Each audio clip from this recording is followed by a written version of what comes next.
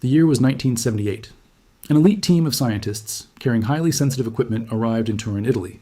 Their mission was to conduct the first ever comprehensive and in-depth scientific examination of one of the most fiercely debated artifacts in human history, the Shroud of Turin.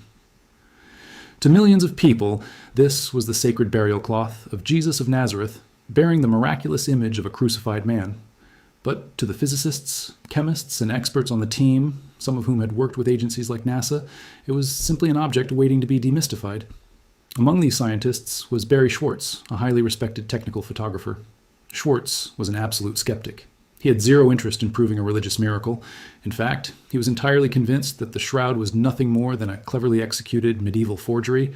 He even joked with his colleagues that it would only take them a few hours to find the hidden brushstrokes, expose the fraud, and spend the rest of the week enjoying a free vacation in Italy.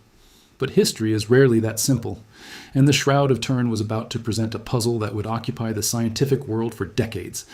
The moment Schwartz stepped into the room and set up his high-resolution cameras, the narrative began to shift.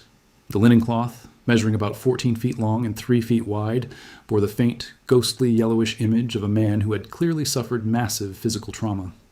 Schwartz equipped his lenses with special lights and filters designed to catch even the smallest microscopic hint of pigment, dye, or coloring agent that might be hidden within the ancient fibers. He was looking for the smoking gun of a medieval painter, but the closer he looked, the more inexplicable the fabric became. There were no brushstrokes. There were no signs of capillary action, meaning no liquid had ever soaked into the threads to create the face or the body. The image rested only on the absolute uppermost surface of the microscopic fibrils, a layer thinner than a single human hair. If you were to take a razor blade and gently scrape the top of the fiber, the image would completely disappear, leaving pure white cloth underneath. It was not a painting. In many ways, it behaved like a photographic negative, created centuries before the camera was even invented. But the true shock came when the scientists took their photographs back to the laboratory and utilized a technology called the VP-8 image analyzer. This was an advanced machine used by NASA to translate topographical data from satellite images into three-dimensional maps of planets.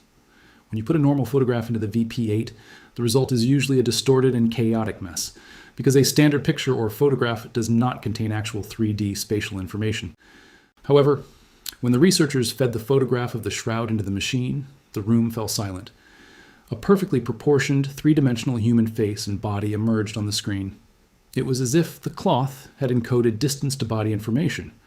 The darker areas of the image corresponded perfectly to the parts of a body that would have touched the cloth, while the lighter areas corresponded to the parts that were further away. It was practically a topographical map of a human corpse. Despite this mind-bending discovery, Schwartz remained a skeptic, and he anchored his doubt on one specific, glaring detail: the blood. Scattered across the cloth were stains indicating severe wounds, but these bloodstains were a bright, vivid red color. According to basic biological knowledge, when blood leaves the body, it oxidizes and over time turns dark brown or black. To Schwartz, this bright red color was the strongest proof of forgery. It had to be red paint applied by an artist trying to make the wounds look fresh. But science was soon to reveal a staggering forensic turning point. The team consulted with biochemist Alan Adler, a world-class expert in blood chemistry. Adler tested the bright red stains and confirmed that there was no paint, no dye, and no artificial pigment. It was indeed real human blood, containing high levels of hemoglobin and serum albumin. But how could it remain so red? The answer lay in the horrifying reality of human trauma. Adler explained that when a human being is subjected to trauma, the body goes into profound physiological shock. During this process, the liver begins to break down, and a substance called bilirubin is released into the bloodstream. Bilirubin acts like a natural dye. If a person has been subjected to trauma before death, the bilirubin levels spike dramatically, which can cause the red color to be preserved when the blood stains a cloth. This was not the mistake of a careless medieval painter. It was a biological snapshot of a man whose organs were failing from shock. The cloth was essentially like an ancient crime scene. Forensic pathologists examining the shroud identified over 100 deep lacerations that matched the exact dimensions of a Roman flagrum, a whip tipped with pieces of lead or bone. Additionally, there were puncture marks on the wrists rather than the palms, as depicted in traditional medieval art, which aligns with modern anatomical understanding of how a crucified body must be suspended. But what about the DNA? If the chemistry of the bloodstains revealed such a complex picture, perhaps the answer was hidden deeper in the molecules themselves. In recent years, as genetic sequencing technology advanced, some researchers began to ask exactly this question. What does the genetic code trapped within the fibers, dust, and blood traces of the shroud tell us? The logical starting point was simple. If this were a forgery produced in medieval Europe, the genetic material would be expected to overwhelmingly point to lineages from that geography. In a study published in the journal Scientific Reports, researchers analyzed fragmented mitochondrial DNA retrieved from the surface of the shroud. The results pointed not to a single region, but to a wide geographical spectrum spanning the Middle East, North Africa, the Caucasus, and Europe, indicating various lineages. However, a critical caveat is necessary here. The shroud has been handled countless times over the centuries by the hands of priests, pilgrims, collectors, and scientists.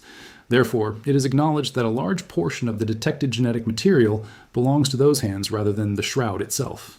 Some researchers suggested they found traces indicating rare Middle Eastern haplogroups deep within the bloodstains, but this finding has not yet been corroborated by independent studies, and the issue of contamination is so profound that many experts currently find the DNA data uninterpretable. In other words, DNA cannot provide the ultimate answer either. It neither proves the authenticity of the shroud nor definitively debunks it. In fact, a 2023 study published in Forensic Science International reports placed the shroud directly at the center of this issue, addressing the broader question of how reliable DNA analysis from ancient bloodstains generally is.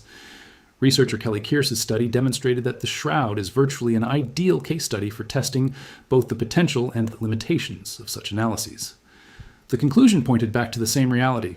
When contamination, degradation, and methodological constraints are considered together, the genetic data obtained from the shroud is currently far from being interpretable. Today, the Shroud of Turin continues to be an active subject of debate among scientists. There is no definitive explanation for how the image was formed. The proposed hypotheses have not yet reached a scientific consensus. The proposed theories span a wide range. Some researchers suggest the image could have been formed by an intense burst of energy that instantaneously altered the cellulose. Some chemists, on the other hand, argue that it is the product of a complex chemical process that is not yet fully understood. Both explanations carry significant questions within themselves. The most fiercely debated area is carbon dating. In 1988, 3 independent laboratories from Oxford, Arizona, and the Swiss Federal Institute of Technology radiocarbon dated the shroud to between AD 1260 and 1390, the Middle Ages. These findings, published in the journal Nature, are considered the strongest scientific basis for the forgery thesis. However, researchers on the opposing side argued that the fabric sample tested was taken from a corner that had been repaired after a fire in the 16th century, and therefore might not represent the shroud as a whole. Chemist Raymond Rogers of the Los Alamos Laboratory also argued in a study published in 2005 that the samples were chemically different from the rest of the shroud. These objections gained attention. However, none have been verified by independent analyses. The debate still continues. What the carbon dating debate makes clear is that the shroud resists simple conclusions. Every method of analysis, chemistry, physics, genetics, radiocarbon dating, has so far raised more questions than it has answered. Rather than giving a definitive answer, this cloth invites us to ask the right questions. And it reminds us that sometimes the greatest mysteries are not waiting under thousands of years of dirt, but right in front of our eyes. Thank you for watching. If you enjoyed this video, don't forget to like and subscribe. See you in the next video. Keep exploring.